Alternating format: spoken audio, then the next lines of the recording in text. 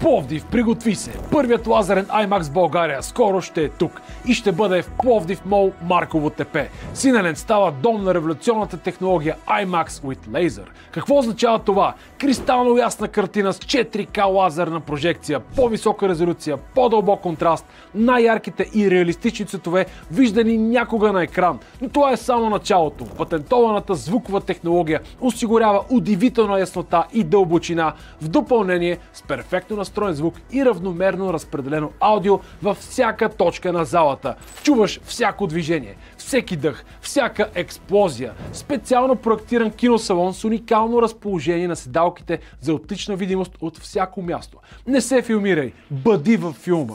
Забрави всичко, което си гледал до сега. Това не е просто апгрейд. Това е нова ера за кинофеновете в Пловдив и цялата страна.